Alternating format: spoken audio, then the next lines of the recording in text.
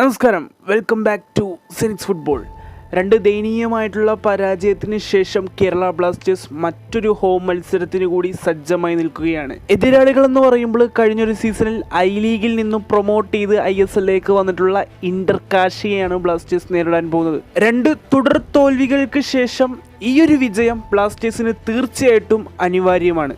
ഈ ഒരു മത്സരം കഴിയുന്നതോടുകൂടി തന്നെ ഇനി അങ്ങോട്ട് ബ്ലാസ്റ്റേഴ്സിന്റെ ഈ വർഷത്തെ ഭാവി എന്താണെന്ന് നമുക്ക് മനസ്സിലാവും. ഈ ഒരു മത്സരവും കൂടി ബ്ലാസ്റ്റേഴ്സ് തുടരെ തോൽക്കുകയാണെങ്കിൽ പിന്നെ അങ്ങോട്ട് ഈ ഒരു സീസണെ നോക്കേ വേണ്ടെന്നേ ഞാൻ പറയത്തുള്ളൂ. അപ്പോഴാണ് നമുക്ക് ഇനി ഇന്റർകാഷിയുടെ ഈ വർഷത്തെ ഈ ഒരു സീസണിലെ ഒരു കണക്കുകൾ നോക്കേണ്ടത്. ഇതുവരെ 2 മത്സരങ്ങൾ ഇന്റർകാഷിയും കംപ്ലീറ്റ് ചെയ്തിട്ടുണ്ട്. ഈ 2 മത്സരങ്ങളിൽ നിന്നും ഇതുവരെ ഇന്റർകാഷിക്ക് വിജയിക്കാൻ സാധിച്ചിട്ടില്ല. ബ്ലാസ്റ്റേഴ്സിനാണെങ്കിലോ പൂർണ്ണമായിട്ടും തോൽവി തന്നെയാണ്. ആദ്യം മോഹൻ ബഗാനോട് പരാജയപ്പെട്ടു, പിന്നെ മുംബൈയോടും പരാജയപ്പെട്ടു. ഇന്റർകാഷി വരികയാണെങ്കിൽ 2 മത്സരങ്ങളും സമനിലയാണ്. FC ഗോവയോട് 1-1 സമനിലയാണെങ്കിൽ പിന്നീട് കഴിഞ്ഞ ദിവസം ഒഡീഷയ്ക്കെതിരെ 0 ആരും ഗോൾ അടിക്കാതെ ഗോളില്ലാ സമനിലയിലേക്കാണ് ഇരുവരും പിരിഞ്ഞിട്ടുള്ളത്. ബ്ലാസ്റ്റേഴ്സ് ആണെങ്കിലോ ഇതുവരെ 2 മത്സരങ്ങൾ പരാജയപ്പെട്ടു എന്നത് മാത്രമല്ല, ഇതുവരെയിട്ടും ബ്ലാസ്റ്റേഴ്സിന്റെ ആ ഒരു ഗോൾ ഓപ്പണിംഗ് പോലും നടത്തിയിട്ടില്ല. ബ്ലാസ്റ്റേഴ്സിന്റെ ഗോൾ സ്കോറിംഗ് പട്ടികയിൽ ഇതുവരെ ആരും ഗോൾ വേട്ട നടത്തിയിട്ടില്ല എന്ന് പറയുമ്പോൾ അത് ശരിക്കും പറഞ്ഞാൽ വേദനാജനകമായിട്ടുള്ള ഒന്ന് തന്നെയാണ്. ഡെഫിനറ്റ്ലി ഈ ഒരു മത്സരത്തിൽ ഈ കുറവുകളെല്ലാം മാറ്റിയെടുക്കാൻ ശ്രമിക്കണം. കാലം കരുതി വെച്ച സ്വപ്നങ്ങളൊന്നും എങ്ങോട്ടും പോകാൻ പോകുന്നില്ല. അസ്തമയത്തിന് ശേഷം ഒരു ഉദയമില്ലെങ്കിൽ അത് പിന്നെ സൂര്യനല്ലാതായിരിക്കണം. This team unconditional and emotion. ലക്ഷക്കണക്കിന് അനേകായിരം ആരാധകർ ഈ ടീമിനെ ഇപ്പോഴും നെഞ്ചിലേറ്റുന്നുണ്ട്. അവർക്ക് വേണ്ടി നിങ്ങൾക്ക് വിജയിച്ചേ മതിയാവും. ഓക്കെ, ഇനി നേരെ നമുക്ക് മാച്ച് പ്രിവ്യൂയിലേക്ക് വരാം. ബ്ലാസ്റ്റേഴ്സ് കഴിഞ്ഞ 2 മത്സരങ്ങളിൽ നിന്നും ഈ ഒരു മത്സരത്തിലേക്ക് വരുമ്പോൾ ഒട്ടേറെ മാറ്റങ്ങളുമായിട്ടാണ് ബ്ലാസ്റ്റേഴ്സ് വരാൻ പോകുന്നത്. അതിലെ ആദ്യത്തെ കാര്യം എന്ന് പറയുമ്പോൾ ബ്ലാസ്റ്റേഴ്സിൻ്റെ മുന്നേറ്റ നിരയിൽ പുതിയൊരു ഫോറിൻ റിക്രൂട്ട്മെൻറ്റ് നടത്തിയിട്ടുണ്ട്. അങ്ങ് സ്കോട്ട്ലാൻഡിൽ നിന്നും ഒരു നമ്പർ 9 സ്ട്രൈക്കറിനെയാണ് ബ്ലാസ്റ്റേഴ്സ് നിലവിൽ ഇപ്പോൾ ടീമിൽ എത്തിച്ചിട്ടുള്ളത്. കഴിഞ്ഞ ദിവസം തന്നെ ഇദ്ദേഹം സ്ക്വാഡിൽ എത്തിയെന്നാണ് നമുക്ക് അവരുടെ വീഡിയോ വിഷ്വൽസിൽ നിന്ന് നമുക്ക് അറിയാൻ കഴിഞ്ഞിട്ടുള്ളത്.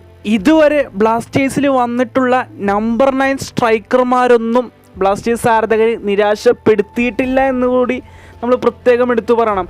ഇപ്പോൾ അൽവാറോ വാസ്കസ് ആണെങ്കിലും ഡിമിട്രിയോസ് ആണെങ്കിലും ഹേസസ് ഹിമെനസ് ആണെങ്കിലും ഇവരൊക്കെ വന്നിട്ട് ബ്ലാസ്റ്റേഴ്സ് ആരാധകരെ ഒരിക്കലും നിരാശപ്പെടുത്തിയിട്ടില്ല. എന്നതുകൊണ്ട് തന്നെ ഈ ഒരു താരം വരുമ്പോൾ ഒരുപാട് പ്രതീക്ഷ നൽകുന്നുണ്ട്. ടെക്നിക്കൽ വൈസ് ഈ ഒരു മത്സരത്തെ എങ്ങനെയാണ് ബ്ലാസ്റ്റേഴ്സിൻ്റെ മുഖ്യ പരിശീലകനായിട്ടുള്ള ഡേവിഡ് കറ്റാല നോക്കിക്കാണുന്നത് എന്നുള്ള കാര്യത്തെക്കുറിച്ച് നമുക്ക് ആദ്യം അറിയണം. ബ്ലാസ്റ്റേഴ്സിൻ്റെ മെയിൻ അഫോർഡബിൾ നമ്പർ 9 സ്ട്രൈക്കർ എന്ന നിലയിൽ ഇദ്ദേഹം ക്യാമ്പിലെത്തിയിട്ടുള്ള ഈ ഒരു സാഹചര്യത്തിൽ ഇദ്ദേഹം ഈ ഒരു മത്സരത്തിൽ ആദ്യ 11-ൽ ഉണ്ടാകുമോ? ഇന്ന് ആരാധകർക്കിടെ വരുന്ന ഏറ്റവും വലിയൊരു ചോദ്യചിഹ്നമാണ്. എന്തായാലും ഡീപ്പായിട്ട് നമുക്ക് ആ ഒരു ഫോർമേഷനിലും കാര്യങ്ങളിലേക്കൊക്കെ നമുക്കൊന്ന് വിലയിരുത്തലുമായിട്ട് വരാം. അപ്പോൾ അതിനു മുമ്പ് തന്നെ നമ്മുടെ ഇപ്പോൾ ഈ ഒരു വീഡിയോ കാണുന്ന 80-90% ആളുകളും നിലവിൽ ചാനൽ സബ്സ്ക്രൈബ് ചെയ്യാതെയാണ് ഇപ്പോൾ വീഡിയോ കാണുന്നത്. ദയവ് ചെയ്ത് പുതുതായിട്ട് കാണുന്നവർ ചാനൽ സബ്സ്ക്രൈബ് ചെയ്ത് വെച്ചുകൊണ്ട് വീഡിയോ കാണാൻ ശ്രദ്ധിക്കുക.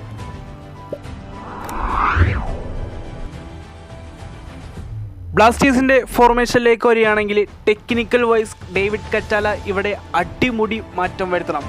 ഡേവിഡ് കറ്റാലയുടെ പുതിയ സ്ട്രാറ്റജിയാണ് ഇവിടെ ഉളവെടുക്കാൻ പോകുന്നത്. എന്നതുകൊണ്ട് തന്നെ ഈ ഒരു ഫോർമേഷനിൽ വലിയൊരു മാറ്റം വരികയാണ്.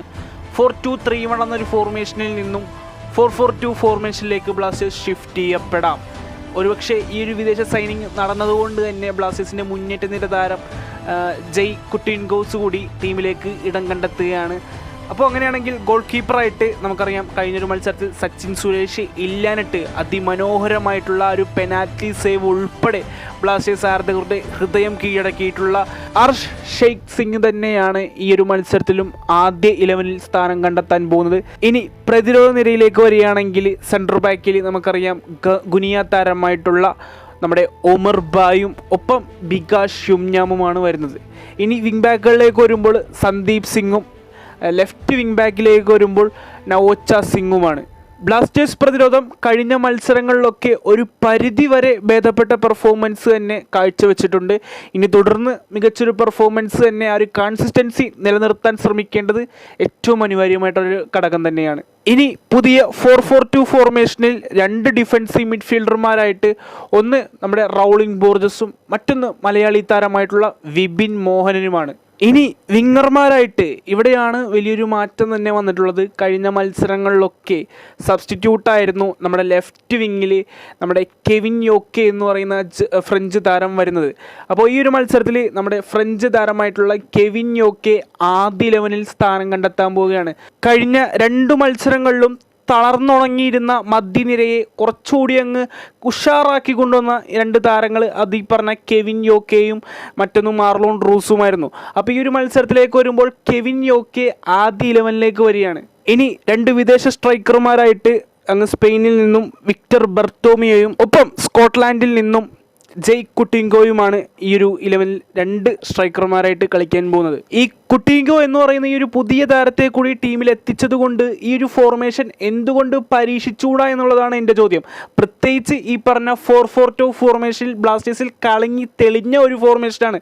ഈ ഇവാൻ വുക്കോമനോവിച്ചിൻ്റെ ഒക്കെ കീഴിൽ ഒരുപാട് നല്ല അറ്റംപ്റ്റുകൾ, നല്ലൊരു ഔട്ട്പുട്ട് ബ്ലാസ്റ്റേഴ്സ് തീർച്ചയായിട്ടും നടത്തിയിട്ടുണ്ടായിരുന്നു. പ്രത്യേകിച്ച് വൈഡിലേക്ക് ലോങ് ബോൾ കളിച്ച് നല്ല സ്വിച്ച് ഓവറുകൾ നടത്തി നല്ല ത്രൂ പാസുകളൊക്കെ നടത്തി മികച്ചൊരു വിജയമായിരുന്നു ഇവാൻ വുക്കോമനോവിച്ചിൻ്റെ കീഴിൽ നമുക്ക് ആ ഒരു അങ്ങനത്തെ ഔട്ട്പുട്ട് തന്നെയായിരുന്നു കാണാൻ കഴിഞ്ഞിട്ടുണ്ടായിരുന്നത്. ഡെഫിനറ്റ്ലി ഈ വരാൻ പോകുന്ന മത്സരത്തിൽ മികച്ചൊരു റിസൾട്ട് വേണമെങ്കിൽ ഞാൻ തീർച്ചയായിട്ടും പ്രെഡിക്റ്റ് ചെയ്യുന്ന ഒരു ഫോർമേഷൻ അത് ഇങ്ങനെ തന്നെയാണ്.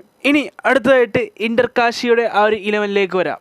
ഇന്റർകാഷിയുടെ മുഖ്യ പരിശീലകൻ ISL ഏറ്റവും അധികം കേട്ടുകേൾവിയുള്ള ഒരു പരിശീലകൻ തന്നെയാണ് അന്റോണിയോ ലോപ്പസ് ഹബ്ബാസ് ആണ് ഇന്റർകാഷിയുടെ മുഖ്യ പരിശീലകൻ. ഇദ്ദേഹം ഇറക്കാൻ സാധ്യതയുള്ള ഒരു ഫോർമേഷൻ എന്ന് പറയുമ്പോൾ 4-3-3 ഫോർമേഷൻ തന്നെയാണ്. ഇതിൽ ഏറ്റവും പ്രധാനപ്പെട്ട ഒരു കാര്യം എന്ന് പറയുമ്പോൾ ഈ ഒരു ഫോർമേഷനിൽ ഇന്റർകാഷിയുടെ ഗോൾ കീപ്പറായിട്ട് വരുന്നത് വിദേശ ഗോൾ കീപ്പറാണ്. ലൂയിസ് ടാരിസ് എന്ന് പറയുന്ന ഈ ഒരു താരത്തെയാണ് ഇന്റർകാഷിയുടെ ആ ഒരു ഗോൾ വലയ്ക്ക് മുമ്പിൽ കാവൽക്കാരനായിട്ട് ഉണ്ടാവാൻ പോകുന്നത്. ഇനി ഡിഫൻസിലേക്ക് വരികയാണെങ്കിൽ സെൻട്രൽ ബാക്കിൽ ഹ്യൂമിനസും ഒപ്പം നിഷ്ടാലുമാണ്. ഇനി റൈറ്റ് വിങ് ബാക്കിൽ ബ്ലാസ്റ്റേഴ്സിൻ്റെ പഴയ താരമായിട്ടുള്ള പ്രബീർ ദാസും ഒപ്പം സന്ദീപ് മന്ദിയുമാണ്. 4-3-3 ഫോർമേഷനിൽ അറ്റാക്കിംഗ് മിഡ്ഫീൽഡിൽ ലാമാസും ഒപ്പം സുമിത് പാസിയും ലെഫ്റ്റ് മിഡ്ഫീൽഡിൽ തൊങ്തോബ സിംഗുമാണ്.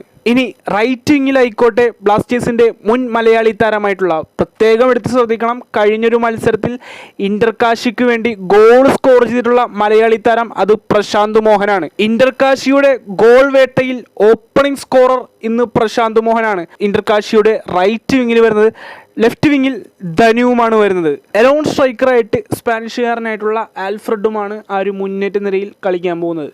ഇന്റർകാഷിയുടെ ആ ഒരു സ്ക്വാഡ് നിര നോക്കുകയാണെങ്കിൽ ഒട്ടും അങ്ങോട്ട് താഴ്ത്തി കെട്ടാൻ പറ്റുന്നൊരു സ്ക്വാഡ് നിരയല്ല അവരുടെ. അതിൻ്റെ ഒരു ഉത്തമമായിട്ടുള്ളൊരു ഉദാഹരണം തന്നെയാണ് കഴിഞ്ഞ മത്സരങ്ങളിലൊന്നും ഇവർക്ക് തോൽവി അറിയാതെയാണ് തുടർച്ചയായിട്ടുള്ള സമനില കുരുക്കിൽ പെട്ടുപോയ ഒരു ടീമാണ് ഇന്റർകാഷി. തീർച്ചയായിട്ടും ഈ ഒരു മത്സരത്തിൽ അതിൽ നിന്നൊക്കെ റിക്കവറായിട്ട് അവർക്ക് വേണ്ട ഒരു 3 പോയിന്റ് നേടിയെടുക്കുക എന്നുള്ള ലക്ഷ്യം മാത്രമേ അവർക്ക് ഉണ്ടാവുള്ളൂ. ബ്ലാസ്റ്റേഴ്സ് ആണെങ്കിലോ 3 പോയിന്റുകളല്ല, മൊത്തം 6 പോയിന്റുകൾ ഡ്രോപ്പ് ചെയ്ത് നിൽക്കുന്ന ഒരു സിറ്റുവേഷനിലാണ്. ബ്ലാസ്റ്റേഴ്സിന് ഡെഫിനറ്റ്ലി ഒരു മസ്റ്റ് വിൻ മാച്ചാണ്. തീർച്ചയായിട്ടും ഇതൊക്കെ തരണം ചെയ്ത് വിജയിക്കാൻ സാധിക്കുമെന്ന് തന്നെ നമുക്ക് പ്രതീക്ഷിക്കാം. സോ അപ്പോൾ എന്തായാലും ഇതൊക്കെ പറഞ്ഞ ഉടനെ ഇപ്പോൾ ഈ ഒരു വീഡിയോ ഇവിടെ വെച്ച് അവസാനിപ്പിക്കുകയാണ്. മറ്റൊരു ദിവസം ഇതിൽ നല്ല പുതുപുത്തൻ എപ്പിസോഡുമായി സെൻസ് ഫുട്ബോൾ വീണ്ടും എത്താം. ബൈ.